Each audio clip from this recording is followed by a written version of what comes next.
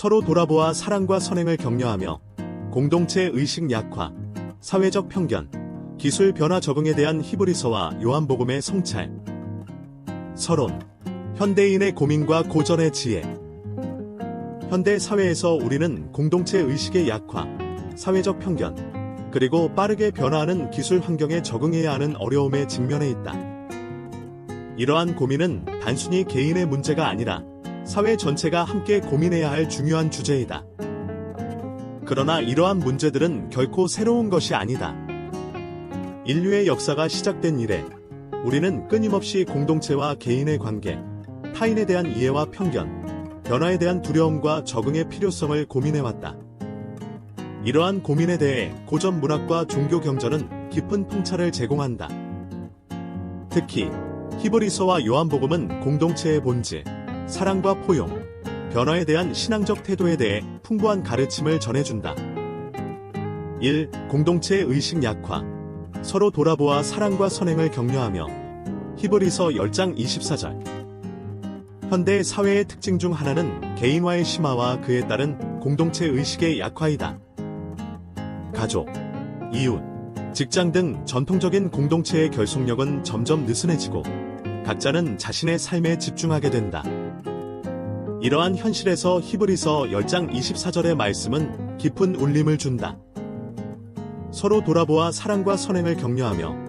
라는 구절은 각자가 자신의 삶에만 몰두하지 않고 타인을 돌아보고 격려하는 공동체적 태도의 중요성을 강조한다.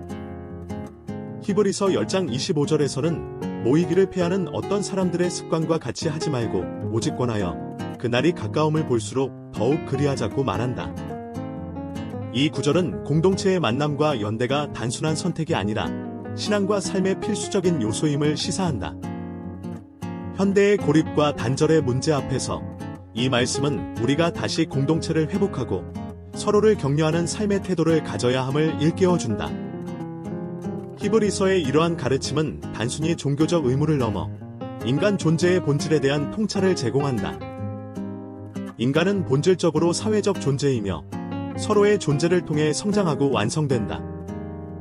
공동체가 약화될 때 우리는 외로움과 무기력, 삶의 의미 상실에 시달리게 된다. 반대로 서로를 돌아보고 격려할 때 우리는 사랑과 희망, 삶의 목적을 발견할 수 있다. 2. 사회적 편견. 너희가 서로 사랑하면 이로써 모든 사람이 너희가 내 제자인 줄 알리라. 요한복음 13장 35절. 사회적 편견은 현대 사회의 또 다른 큰 고민거리이다. 인종, 성별, 신분, 학력, 경제적 배경 등 다양한 기준으로 우리는 타인을 판단하고 배제하며 때로는 혐오하기도 한다. 이러한 편견은 사회적 갈등과 분열을 심화시키고 진정한 공동체 형성을 가로막는다. 요한복음 13장 34-35절에서 예수는 제자들에게 새 계명을 너희에게 주노니 서로 사랑하라. 내가 너희를 사랑한 것 같이 너희도 서로 사랑하라. 너희가 서로 사랑하면 이로써 모든 사람이 너희가 내 제자인 줄 알리라고 말씀하신다. 이 말씀은 사랑이야말로 모든 편견과 차별을 넘어서는 유일한 길임을 선언한다. 요한복음은 사랑의 실천이 신앙의 본질임을 강조한다. 사랑은 단순한 감정이 아니라 구체적인 행동이며 타인을 있는 그대로 받아들이고 존중하는 태도이다. 예수는 사마리아 여인, 요한복음 4장, 가늠하다 잡힌 여자, 요한복음 8장 등 사회적 편견의 대상이었던 이들을 차별하지 않고 그들의 인간적 존엄을 회복시켜 주었다. 이는 우리에게도 각종 편견을 내려놓고 모든 사람을 존중하며 사랑해야 함을 가르친다. 사회적 편견을 극복하는 길은 히브리서가 강조한 공동체적 연대와 요한복음이 강조한 사랑의 실천에 있다. 우리가 서로를 사랑할 때 편견은 자연스럽게 사라지고 진정한 공동체가 형성된다. 사랑은 차이를 넘어서는 힘이며 모든 인간을 하나로 묶는 근원적 에너지이다. 3. 기술 변화 적응. 내가 곧 길이요 진리요 생명이니. 요한복음 14장 6절. 기술의 발전은 현대인의 삶에 엄청난 변화를 가져왔다. 인공지능, 빅데이터, 디지털 네트워크의 발전은 우리의 일상과 일, 인간관계, 심지어 사고방식까지 바꾸고 있다. 그러나 이러한 변화는 많은 사람들에게 두려움과 불안, 소외감을 안겨준다. 기술 변화에 적응하지 못하는 이들은 점점 사회에서 소외되고 자신의 존재 의미를 상실하기도 한다. 요한복음 14장 6절에서 예수는 내가 곧 길이요 진리요 생명이니라고 말씀하신다. 이 구절은 변화의 시대에 우리가 무엇을 붙잡아야 하는지에 대한 깊은 통찰을 제공한다. 기술이 아무리 발전해도 인간의 본질적 가치와 삶의 목적은 변하지 않는다.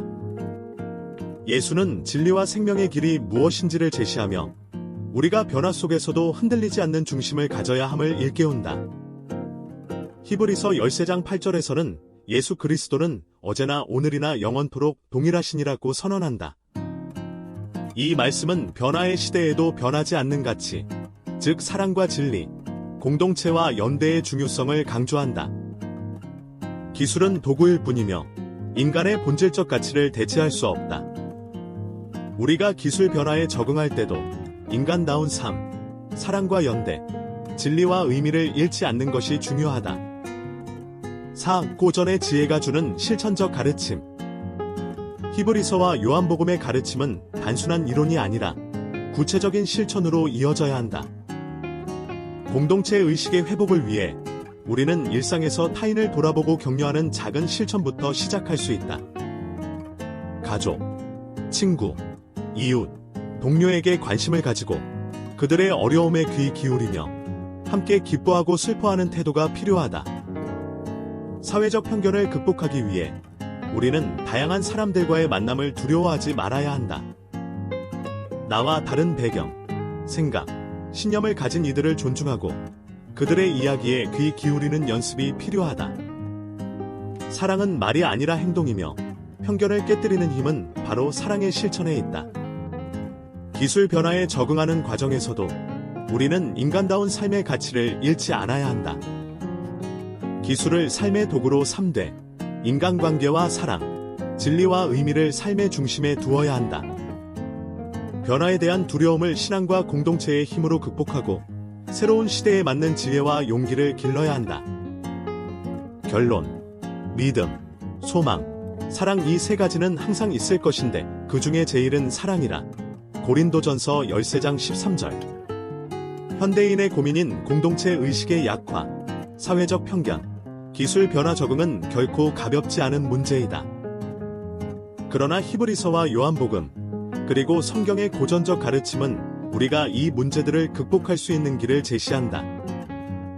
공동체적 연대, 사랑의 실천, 변하지 않는 진리에 대한 신뢰가 그 해답이다.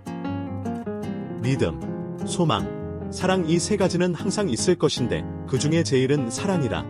고린도전서 13장 13절는 말씀처럼 사랑은 모든 문제를 극복하는 궁극적인 힘이다. 우리가 서로를 돌아보고 사랑하며 변화에 흔들리지 않는 중심을 가질 때 현대 사회의 고민도 새로운 희망으로 전환될 수 있다. 고전의 지혜는 오늘 우리의 삶에도 여전히 살아있는 등불이다.